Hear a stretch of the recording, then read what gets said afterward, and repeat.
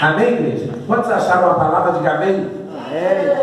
Segunda Reis, capítulo 6, versículo 17. Glórias a Deus. Nós vamos meditar hoje, irmãos, sobre a importância do olhar. Como que isso causa um impacto tão grande na nossa vida, a começar, obviamente, do espiritual, que é a parte mais importante, e a essência do ser humano é espiritual, até as outras áreas da nossa vida como é impactada, seja negativamente ou positivamente, pelo nosso olhar. Amém? Segunda Reis 6, versículo 17, diz assim: orou Eliseu e disse: Senhor, peço-te que lhes abra os olhos para que veja.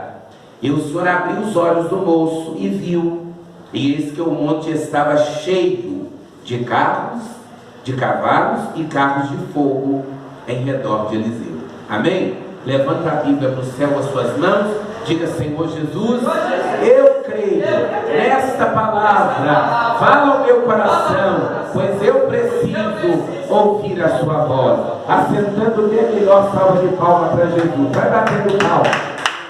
Bate palma e dá glória a Deus. Bate palma e dá glória a Deus.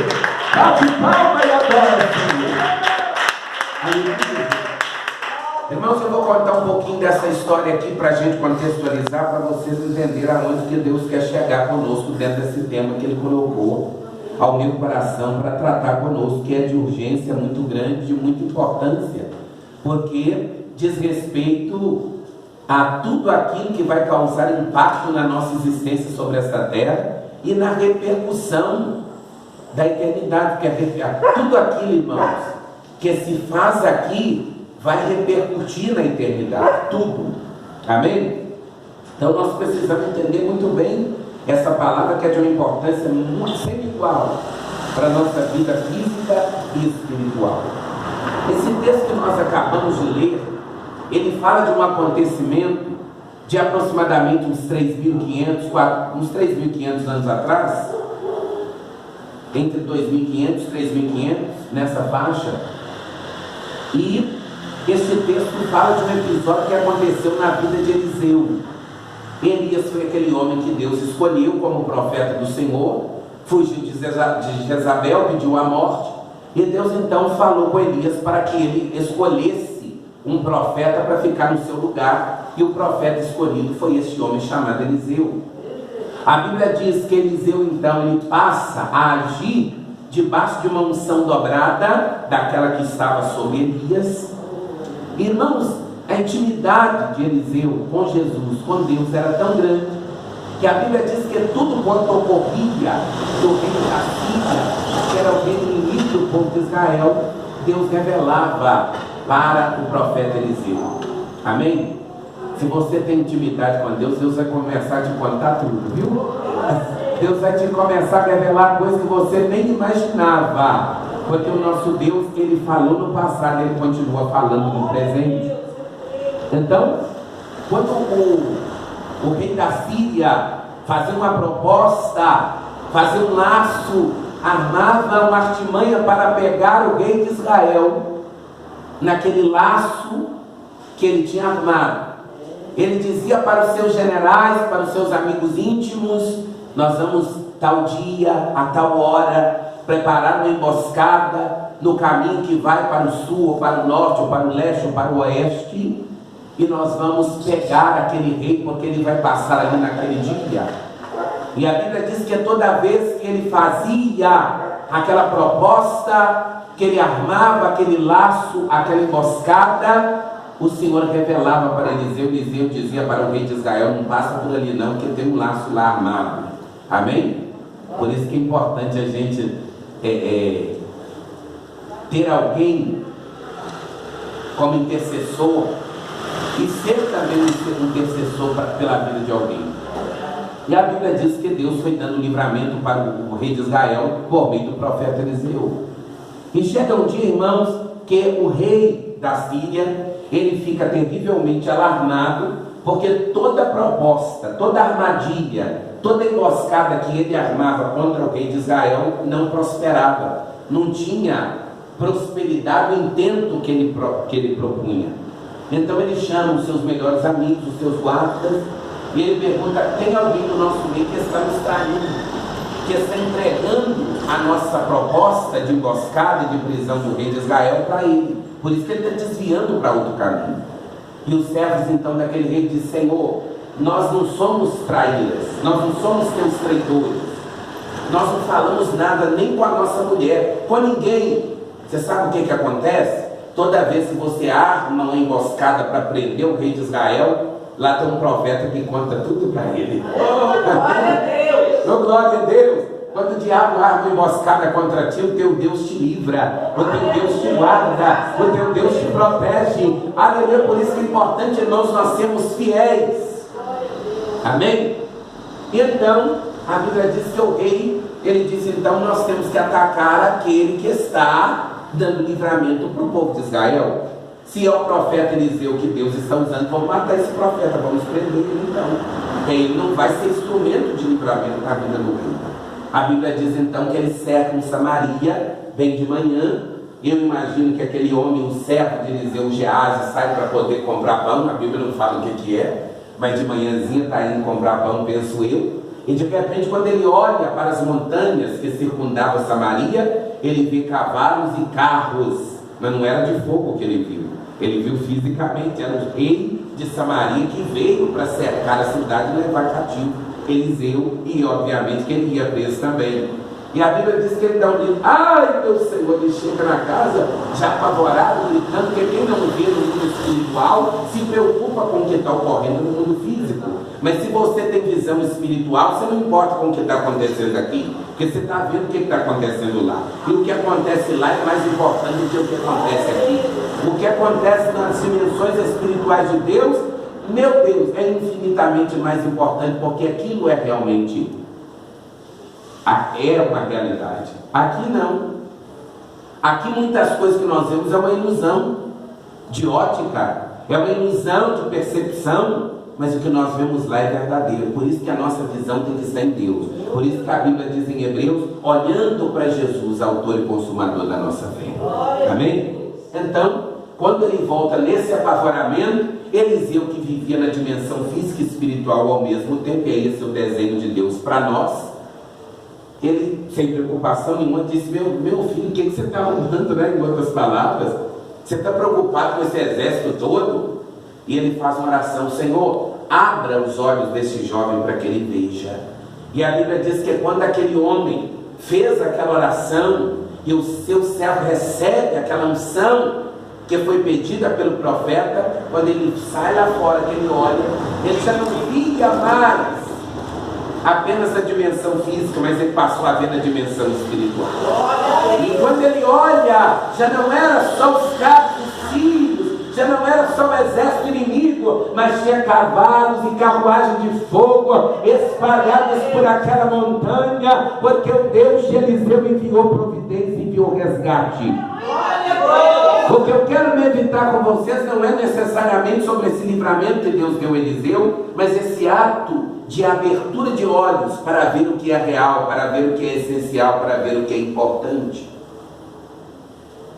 Eliseu precisou orar para que os olhos do moço fossem abertos, para que ele contemplasse o que estava no mundo espiritual. Quando nós aceitamos a Cristo como nosso Senhor e Salvador, nós saímos de uma dimensão de escravos do diabo, escravos de Faraó, como o povo do Egito estava, para uma dimensão de filhos de Deus, não é? Mas só que ali começa, quando nós aceitamos a Jesus como Salvador, temos contato com a palavra de Deus, Não existia uma guerra interna em você. Você já estava dominado.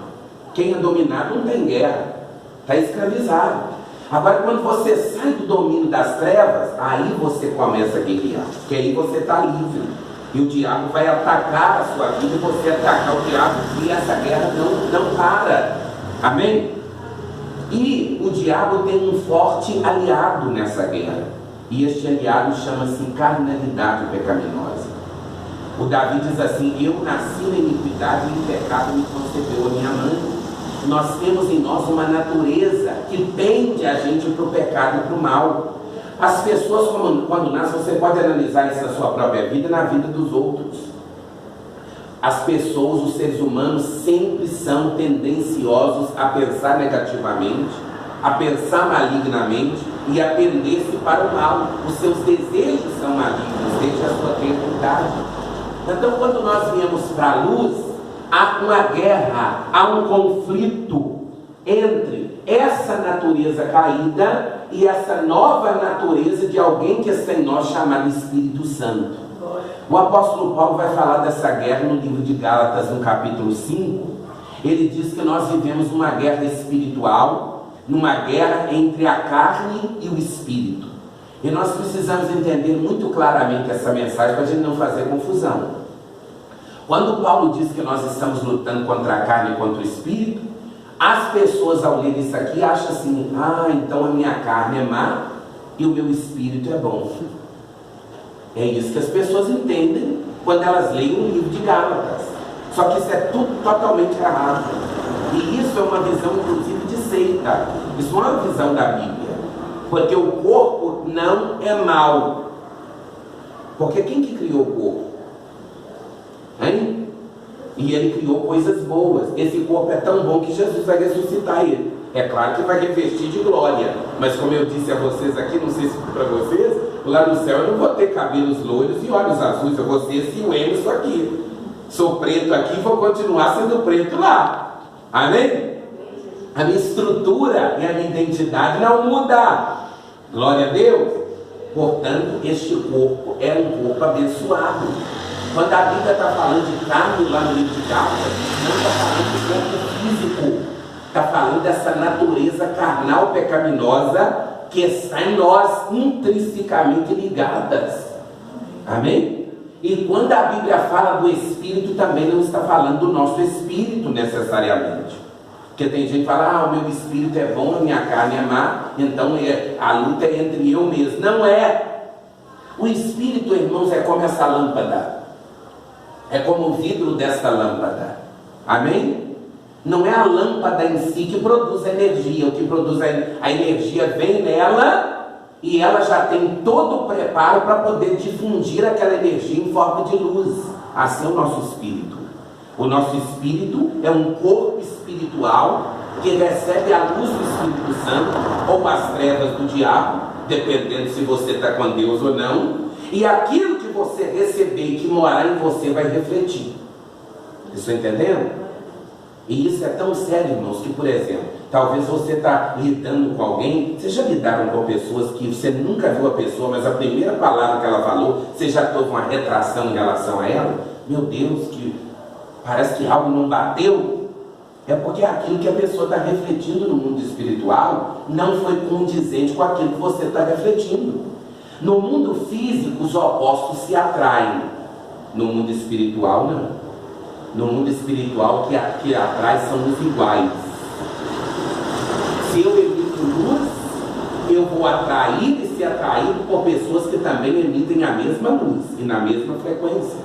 Se eu emito trevas, eu vou me sentir bem em pessoas que vão emitir trevas. Vocês estão entendendo isso? No mundo físico não é. No mundo físico, as coisas físicas são atraídas pelos opostos. Um polo oposto e um polo positivo, um polo negativo e um polo positivo vão se unir.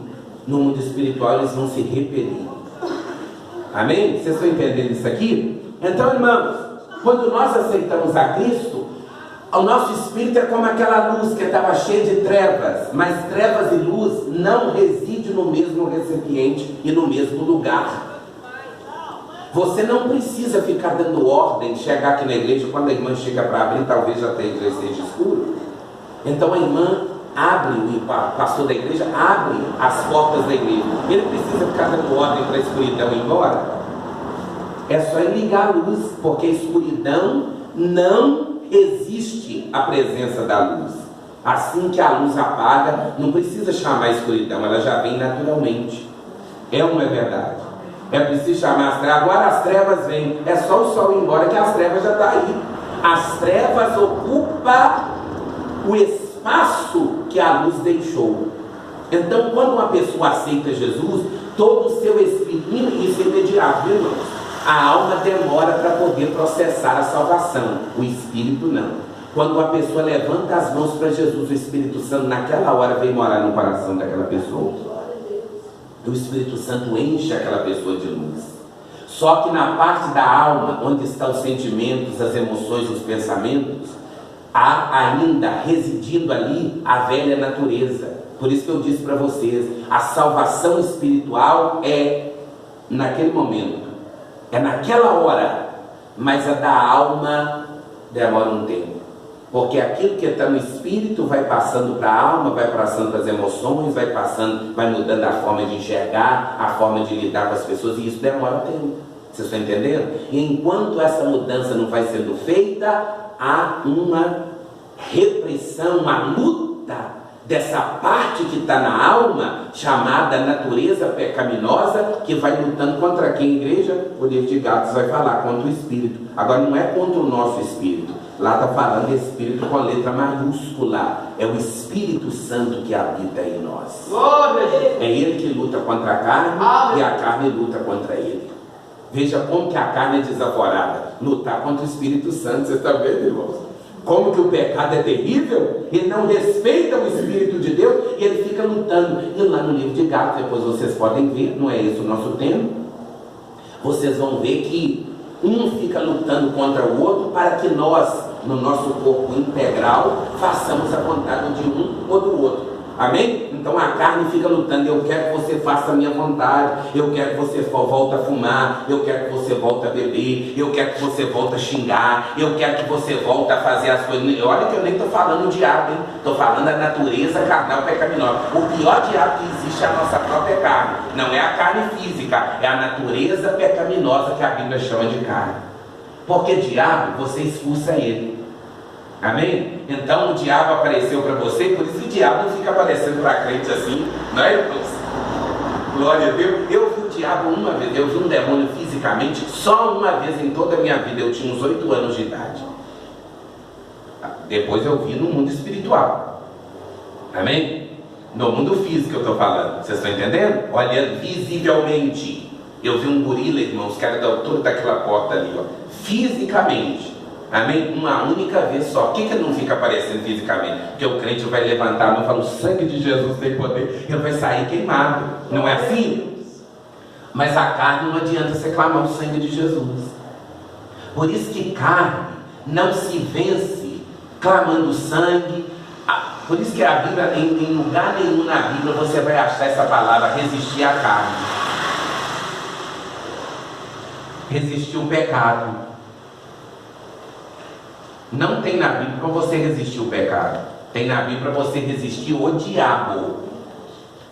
Porque o pecado você não fica lá. Tem gente que fica resistindo, tentando resistir o diabo. Aí a pessoa pensa: eu subi no monte, eu orei, eu jejuei, agora pode vir qualquer tentação que eu vou estar aqui e eu vou resistir. E a Bíblia nunca mandou resistir.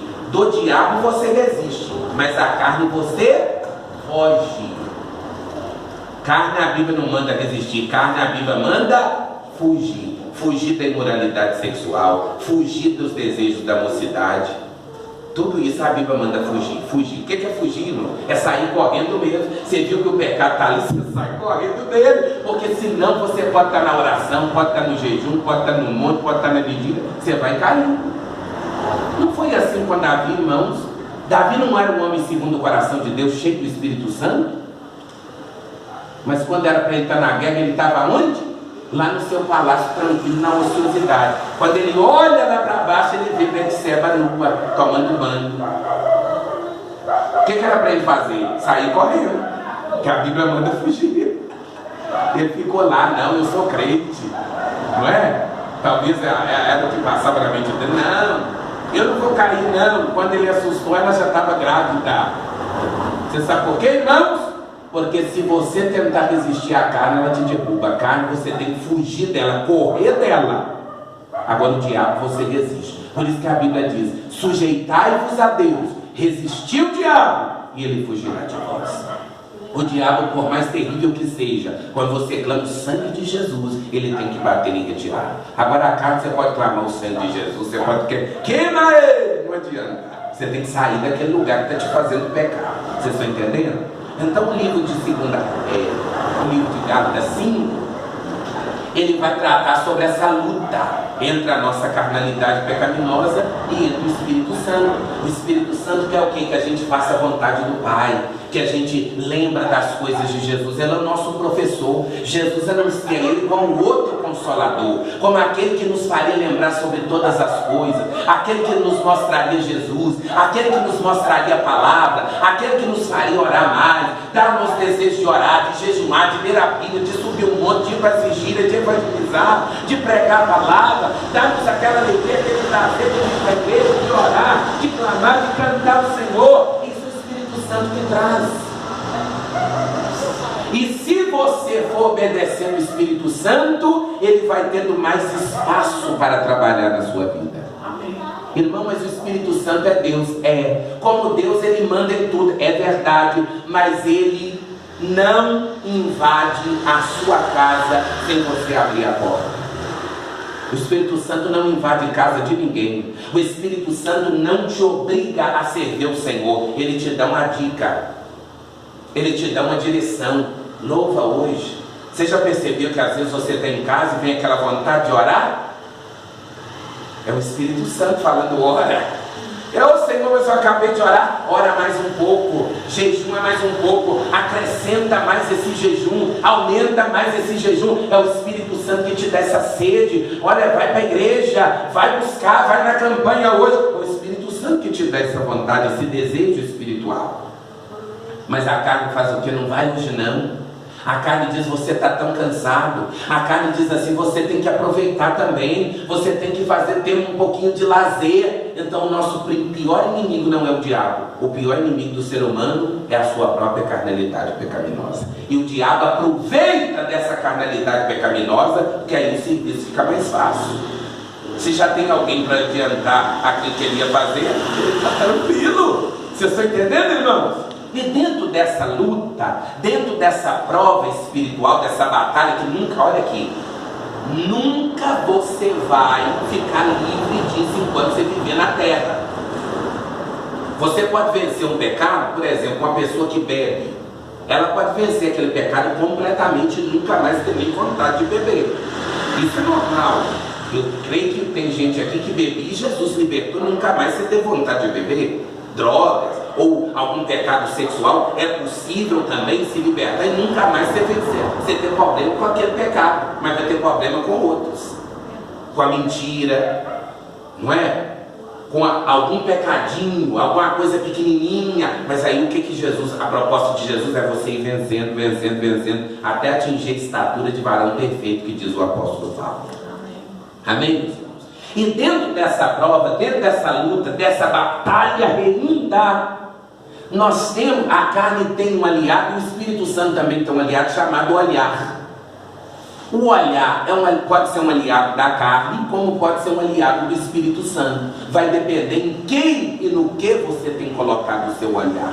E é sobre isso que eu quero falar aqui nessa noite. Jesus falou sobre a importância do olhar de tal forma que ele disse que se um dos olhos, não é nem dois, se um dos olhos te fazer escandalizar, arranque-o e jogue fora, porque é melhor entrar no céu com um olho só do que com os dois ir para o inferno. Jesus está dizendo: os seus olhos são bons, foi Deus que criou, mas se você colocar os seus olhos em coisa má, isso vai trazer uma contaminação, e não é só os seus olhos que vai sofrer a consequência dessa contaminação, vai ser o seu corpo físico, vai ser a sua alma e vai ser o seu espírito lançado no lago de fogo. Então Jesus está falando: cuidado com o que você olha. Amém? Nós na Igreja Deus e Amor não temos televisão em nossa casa, mas hoje em dia tem internet no celular. Como é que você tem lidado com isso? Não é? Se você quer vencer o pecado, você tem que mudar qualquer coisa na sua vida que você vencer. E você pode vencer qualquer coisa. Não existe nada que você não possa vencer. Ô irmão, mas esse pecado aqui não dá para vencer ele não. Mentira. Porque se ele não fosse possível ser vencido, ele não seria pecado. Amém? Amém. Se existisse algo que o ser humano não fosse possível vencer, Deus não cobraria para você largar aquilo, porque ele sabia que você não ia vencer. Deus não é idiota, irmão. Deus é sábio. Se Deus te cobra uma coisa, é porque ele sabe que você é capaz de vencer. Porque senão a pessoa ia chegar no dia do juízo e dissesse: ô Senhor, eu não venci aquele pecado, porque ninguém conseguia vencer aquilo não. Vocês estão entendendo? Alguém vai ter essa desculpa diante de Deus? Um certo dia, não sei se eu disse isso na igreja ou se eu disse isso para uma pessoa, acho que foi para uma pessoa que eu estava evangelizando um jovem, e eu disse: olha, se o teu pecado é difícil de ser vencido, saiba que milhares de pessoas já teve o mesmo pecado e já venceu. E sabe o que vai acontecer no dia do juízo se você não vencer? Você vai chegar perto de Deus e vai querer, porque vai ter gente querendo no dia do juízo, querendo convencer Deus, irmãos. Não acha que não vai ter não. Você não viu Jesus falando lá no livro de Mateus que muitos vão chegar diante dele e dizer: Senhor, no teu nome eu profetizei. Isso é o que? Querendo convencer Jesus. Não me salva, que eu fiz alguma coisa. E Jesus vai falar: nunca te conheci. Então vai chegar gente diante do Senhor e dizer: Senhor, este pecado que eu cometia, ninguém conseguiu vencer, por isso eu não venci. Você sabe o que Jesus vai fazer? Chamar um tanto de gente, milhares e milhares, para isso aqui. Esses milhões que você está vendo aí, tudo tinha o mesmo pecado que você tem. Eles conseguiram, por que você não conseguiu? Vocês estão entendendo, irmãos? Então, se a gente quer mudar alguma coisa na nossa vida, no nosso comportamento, porque todo pecado é comportamental, ou é mental, ou é sentimental, nós precisamos mudar duas coisas. Primeiro, o que nós estamos olhando. Se você quer mudar a sua vida e continua olhando para as mesmas coisas, você não vai mudar nunca. Essa é a primeira coisa. Segunda coisa, nós precisamos mudar no que a gente pensa. Se você quer mudar e continua pensando da mesma forma, você não vai mudar nunca. E sobre essas duas coisas, o olhar e o pensar, você tem domínio sobre ela. Amém? Se você achar que você não tem domínio sobre a sua mente, você está um passo para ser internado no Cabo Veloso. Porque os doidos são pessoas que perderam o controle da mente. Por isso que fica doido. Amém? Se eu ficar achando que a minha mente é ela que manda em mim, não eu que mando nela, eu fico doido assim no estalar de dedo. Toda loucura começa assim. É gente que achou: não, a minha mente domina em mim. E aquilo vai dominando, dominando, e domina mesmo. Porque aquilo que você acha e você crê que domina, vai dominar. Se você acha que algo é impossível, aquilo vai ser impossível. Agora a Bíblia diz: tudo é possível para aquele que crê. Então, se você crê... Olha, irmãos, por exemplo, se tivesse um erro, uma falha, que ninguém no mundo conseguiu vencer, mas você, ninguém no mundo da sua contemporaneidade, que eu disse que todo pecado alguém já viveu e alguém já venceu. Não existe um pecado que ninguém, pelo menos uma pessoa, não tenha vencido ele. Amém? Mas vamos supor um exemplo que você lutasse contra algo que todo mundo no seu contexto não consegue. Mesmo assim você era capaz de vencê-lo, porque a Bíblia diz que tudo é possível ao que crê. Os outros não venceram porque não creram, mas se você crê, você é capaz de vencer. Vocês estão entendendo isso, irmãos? Então Jesus traz para nós uma responsabilidade muito grande em duas frentes de batalha aqui, nessa luta espiritual, contra a carne e contra o pecado. O primeiro, em que você está olhando? O que você está colocando diante da sua mente? Irmão, eu quero vencer o pecado, mas eu estou olhando aquele que me faz pecar, você não vai vencer nunca. Irmão, eu quero vencer o pecado, mas eu tenho amigos que praticam esse mesmo pecado, essa mesma falha, essa mesma transgressão, e eles não estão nem aí com isso. Então você vai ter que deixar essa amizade, porque senão você vai cair no mesmo precipício que eles vão cair. Quem está entendendo, diga amém. Então é preciso cortar amizades se for necessário. Porque se não é a amizade que soma e que me constrói, eu tenho que deixar ela para lá. Porque senão vai me levar para o abismo. Amém? E amigos É aqui, lá no fogo do inferno não vai ter amigos não, irmãos. É cada um gritando para um canto, nem conversa e nem diálogo vai ter. Então é melhor você ir morar no céu.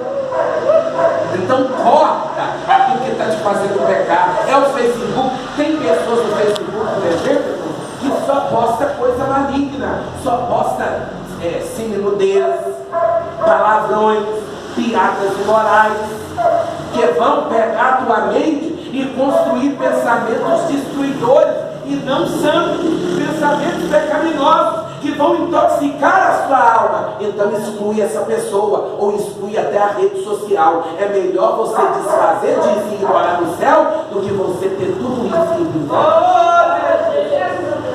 Jesus está dizendo, é melhor arrancar um olho se aquele te escandaliza do que com os dois ir para o inferno. Ou seja, Jesus está falando, você precisa, é você.